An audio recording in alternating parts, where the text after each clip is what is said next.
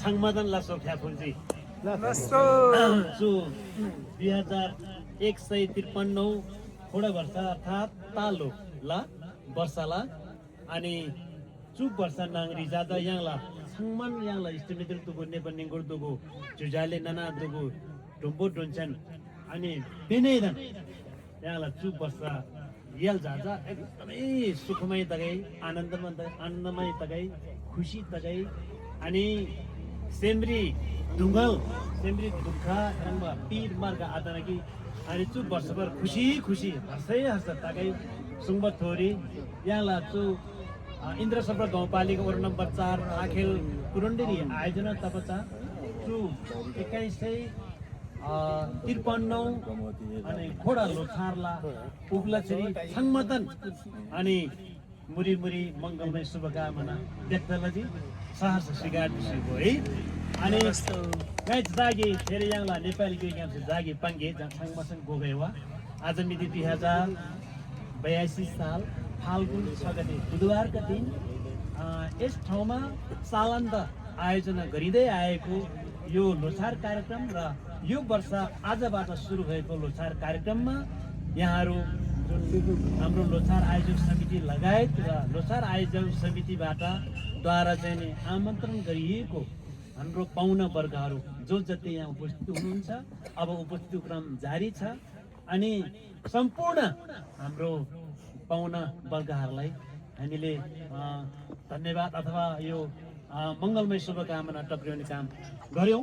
अब हामी यहाँ हाम्रो पाहुना वर्गहरूलाई भोग लागिसक्नु भएको छ त्यो कुरा हामीलाई थाहा छ तैपनि यहाँहरूलाई जो भोगको समयलाई अलिकति थाती राखेर हामीले यो अलिकति हाम्रो औपचारिक कार्यक्रम गर्नुपर्ने भएको कारणले गर्दा अलिकति धैर्य धारण गरिदिनु हुनेछ भन्ने हामीले आशा लिएका छौँ र यो मण्डलामा हामीले यसरी सजाइएको सामानहरूको बारेमा मैले सालन्दा हामी लोछार आयोजक समितिको तर्फबाट यो प्रत्येक सामानको गोटा हामीले अर्थ बताउने कामहरू त गरि नै रहेको थियौँ र तैपनि छोटो मोटो रूपमा यो वर्षमा पनि हामीले यो अलिकति बताउन गइरहेको थियो। सबभन्दा माथि झुन्ड्याइएको हाम्रो 3वटा थाङ्का बिचको साक्य थुपा जसले हामीले भगवान बुद्ध भनेर हामी भन्छौँ।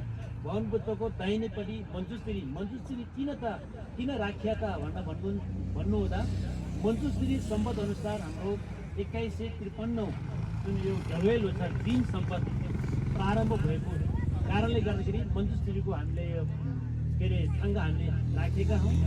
जसरी हामीले यो टासी छेमार मङ्गल स्वस्ति रूपमा सम्पन्न गर्नका लागि टासी छेमार टासी छेछाङ जसको ठुई जल हाम्रो कलशको जल र हाम्रो यो टासी छेछाङ यो एउटा आरोग्यको प्रतीक टासी छेमार अनि यो एउटा दीर्घायुको प्रतीकको रूपमा प्रसादको रूपमा ग्रहण गराउनको लागि हाम्रो छेपामे आयुको देवता छेपामे को हाम्रो थाङ्गा यसरी झुन्ड्याएका छौँ। यसको अर्थ यसरी नै बुझ्नु होला।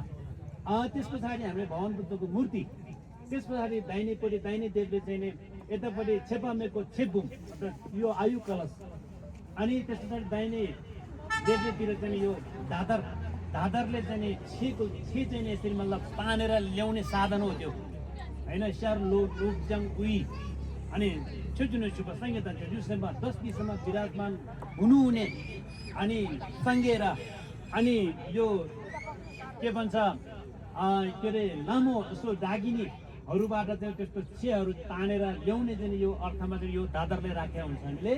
अनि त्यस पछाडि हामीले दाहिने देब्रे हामीले 3-3वटा गमलामा चाहिँ हामीले सजाएर राखिएका जमरा हाम्रो धर्मअनुसार चाहिँ यसलाई जहारा भन्नुपर्छ भन्ने चाहिँ छ होइन। तैपनि अब मानिसहरूको जनजीवनमा प्रचलनमा चलनचल्तीमा अनि बोलिँदै आएको भाषा भनेको जमरा भनेको जरामरा जस्तो हाम्रो हिन्दू धर्मअनुसार घटस्थापनाको दिनमा अनि यो धानको हामीले जमरा राख्छौँ। त्यो जमरा चाहिँ माथि चाहिँ हरियो देख्ने त्यो जरा चाहिँ मरेको हुन्छ त्यसले जमरा भन्छ भनेको त्यो शब्दको अर्थ शाब्दिक अर्थ त्यो हो। अनि चाहिँ यो चाहिँ जहारा यो चाहिँ गाउँको राखिया हुन्छ त्यसैले यो जहारा जरादेखि नै हरियो भएको कारणले यो जहारा भन्नुपर्ने हुन्छ अरे भन्ने चाहिँ हाम्रो ठुल्ठुलो गुरुहरूले हामीलाई बताउनु भएको छ। यो यसको नाम चाहिँ जहारा किन राखिया त भन्दाखेरि जसरी हामीले अस्ति 1 महिना अगाडि सोनम लोछार भनेर जुन मान्नुभयो हाम्रो कतिपय समुदायहरूले, त्यो सोनम लोछार को दिनमा चाहिँ हामीले यो जहरा राख्नुपर्ने, जस्तो हाम्रो हिन्दू धर्मअनुसार घटस्थापनाको दिनमा जमरा राख्छौँ भने अनि यो हाम्रो सोनम लोछार मानिएको दिनमा चाहिँ जहरा राख्नुपर्ने। त्यसैले 1 महिनाको अवधिमा यो जहरा यसरी हरियो भएर जराइदेखि जुन हरियो भएर हामी देख्न पाउँछौँ। अनि त्यस पछाडि मुन्तिरको सबभन्दा माथिल्लो हारमा चाहिँ तोर्मा, जसले हामी बलि भन्छ, अनि दोस्रो हारमा अलिक तल्लो दोस्रो हारमा चाहिँ पानी, अनि तेस्रो हारमा चाहिँ हाम्रो अलोके भन्छ हाम्रो संस्कृतिबाट, यसलाई मार्मै भन्छ हाम्रो बीज, अनि त्यसको मुनिको हारमा चाहिँ अनि धुप, त्यसको मुनिको हारमा फुलको मुनि चाहिँ पानी, दुईटा पानी छ, जसले आर्गम हाम्रो संस्कृति भाषाबाट आर्गम, पाद्यम, पुष्पे भनेको के अरे हाम्रो फुल, दुबे भनेको धुप, अनि अलोके भनेको चाहिँ हाम्रो मार्मे दीप, गेन्दे भनेको चाहिँ हाम्रो चाहिँ यो सुगन्ध जल, अनि नैवेद्य भने चाहिँ हाम्रो स्याल्फे। यी 7 प्रकारको चिज वस्तुहरू किन चढाइएको हो त भन्दा यो हाम्रो भगवान 10 दिशमा विराजमान हुनुहुने भगवान अनि ढाका ढाकिनेहरू, त्यस्तो हाम्रो देवीगणहरूलाई पनि यसरी 7 प्रकारको चाहिँ यो पूजा को चाहिँ एउटा पदार्थहरू चढाउनु पर्ने। यसको व्याख्या अलिकति लामो छ, यसलाई अब छोटो मोटोमा यति नै भनौँ किनभने समय खान्छ। अनि त्यसैले त्योभन्दा मुनि हामीले यो खाप्से भन्छौँ नि, खा भनेको मुख, से भनेको खाने त्यो खाद्य पदार्थ, खाप्सेको अर्थ त्यो होइन शाब्दिक अर्थ। त्यसैले खाप्से किन चढायो त हाम्रो त्रिरत्नलाई हामीले अर्पण गर्नको लागि आजको लोछारको दिनमा चाहिँ यसरी चढाइएको। अनि जसरी अब यो ढाला भनेको अनि हाम्रो जुन यो राग द्वेष मोह हाम्रो शत्रु भनेको हाम्रो बौद्ध धर्मले कोही मनुष्यले शत्रु ठान्दैन, हामी आफूभित्र भएको अनि दोषक सेदन तिमुख राग द्वेष मोह, राग आसक्ति, द्वेष रिस, मोह के अरे अज्ञानता, यस्तो चिजहरूलाई चाहिँ दुश्मन ठान्छ। त्यो दुश्मनको जुन दुश्मनलाई नाश गर्ने यो हतियार, मन्जुश्रीको हतियार यो ढाला भन्छ। यो हतियार काट्ने मार्ने हतियार होइन, यो हामी आफूभित्र भएको क्लेशहरूलाई काट्ने हतियार भएकोले ऊ माथि मन्जुश्रीको दाहिने भुजामा यो हतियार छ है, त्यसरी बुझ्नुहोस् यो हतियार। अनि यो मण्डलाहरू चाहिँ साङ्गेलाई चाहिँ हाम्रो सप्तरत्नको रूपमा, जस्तो खोर्लो रिम्पोछे, चक्ररत्न, नुर्पु रिम्पोछे, मणिरत्न, सुन्मो रिम्पोछे, रागी रत्न, लुन्बो रिम्पोछे, मन्त्री रत्न, अनि के अरे लाङ्गो रिम्पोछे, हस्ती रत्न, अनि पाछोक रिम्पोछे, अशो रत्न, अनि म्याकपेन रिम्पोछे, सैन्य रत्न, सप्तरत्न चाहिँ हामीले यसरी भगवानहरूलाई चाहिँ चढाउनुको अर्थमा चाहिँ यो हाम्रो यो उता पारी हाम्रो चाहिँ त्यो कायुमा सजाइएको जुन चक्ली, त्यसलाई हाम्रो त्यो चित्रहरूलाई चाहिँ नि सप्तरत्न भनिन्छ। यो दशिताङ्के यो चाहिँ नि 8 प्रकारको चाहिँ नि लक्षणको चिन्ह भगवान बुद्धको शरीरमा यो सप्तरत्न र यो अष्टमङ्गल चिन्ह अनि अष्टमङ्गल द्रव्य चिन्ह, यी सबै चिन्हहरू चाहिँ भगवान बुद्धको शरीरमा थिए त्यो अर्थमा। अनि यो तपाईँ हाम्रो शरीरमा यस्तो चिन्हहरू हुन सक्दैन, किनकि हामी क्लेशयुक्त शरीरमा यस्तो लक्षणको चिन्हहरू लाग्ने कुरै आउँदैन। त्यसैले अब त्यस्तो यो क्लेशबाट, यो संसारको अन्धकारको चाहिँ एउटा जुन दलदलबाट चाहिँ मुक्ति पाएर जानुभएको अनि भगवान बुद्धको शरीरमा यस्तो चिन्हहरू भएकोले गर्दा हाम्रो यो चक्लीको रूपमा, यो फोटोको रूपमा चाहिँ हामीले यसरी प्रयोग गर्छौँ। अनि अष्टमङ्गल चिन्ह, अष्टमङ्गल द्रव्य चिन्ह अनि सप्तरत्न यसरी सङ्घीयहरूले चढाउने। अनि यो हाम्रो सबभन्दा मुनि यो यस्तो झम्म परेको रुखको सबभन्दा मुनि हात्तीभन्दा माथि बाँदरको त्यो डडल्नमा चाहिँ टेकेर बसिरहेको खरायोको माथि सरा, यो थुन्बा पुन्सी भन्छ यसलाई, थुन्बा पुन्सी। 4 जना चाहिँ मित्रहरू आफ्नो कुराहरू छ, यसको लामो छ अलिकति यो व्याख्या है।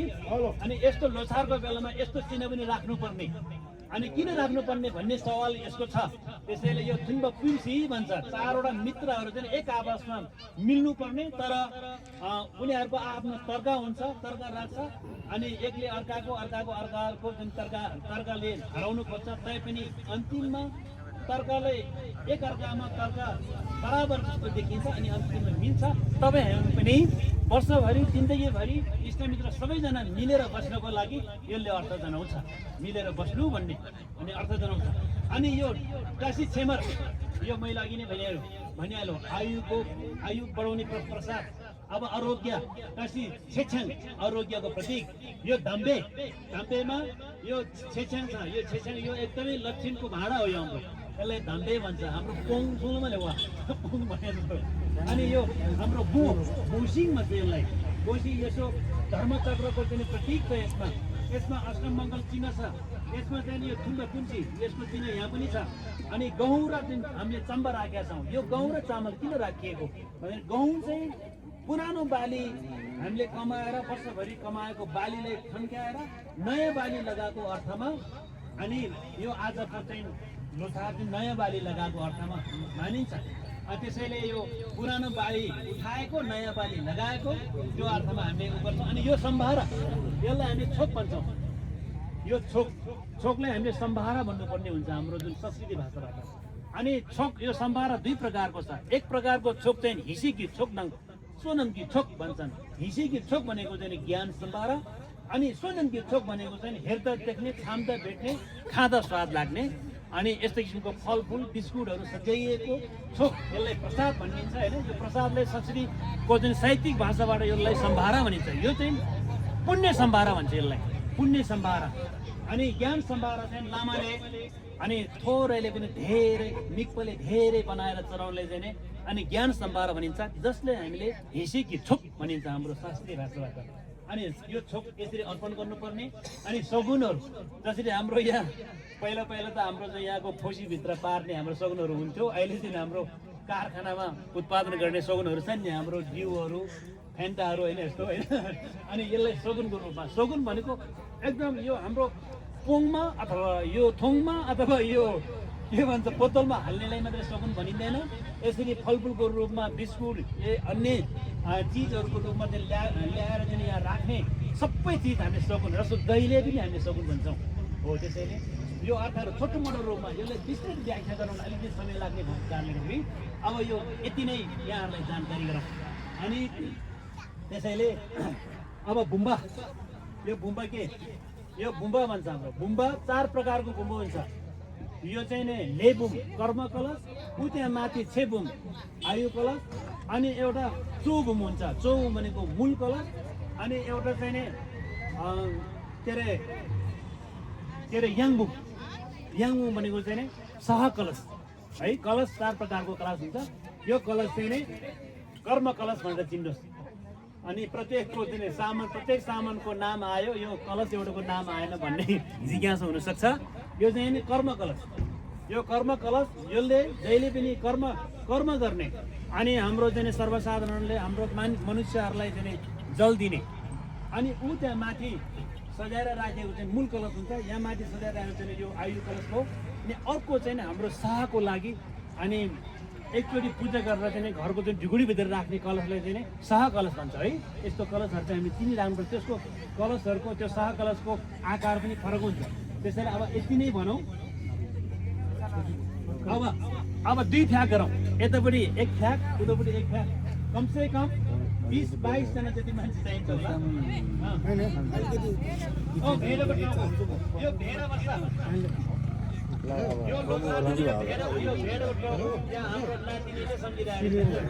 अनि यो भेडाको टाउ किन राख्या भन्नु? भेडाको टाउको राख्ने कारण चाहिँ दुईवटा कारण छ। अनि दुईवटा कारणमा चाहिँ पाँचौं दलाई लामाको, अहिले 14औं दलाई लामा, 5औं दलाई लामाको पालामा उहिले तिब्बतमा यो हाम्रो यस्तो लोसारहरू मनाउँदाखेरि यस्तो प्राणीहरू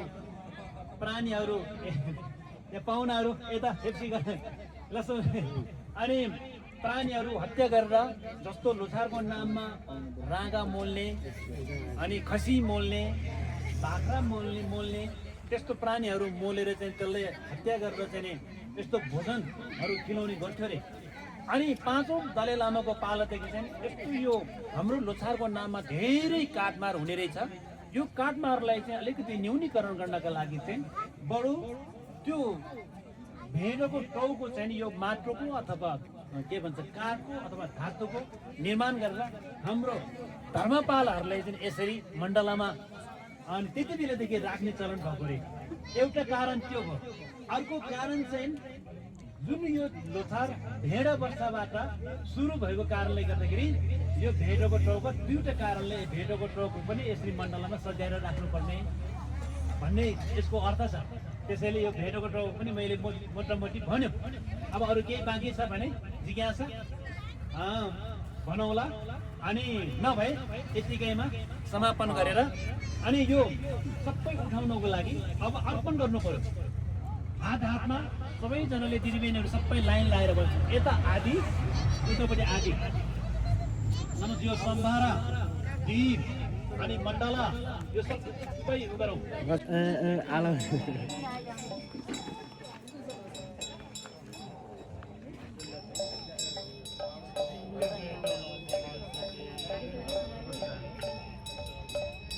No.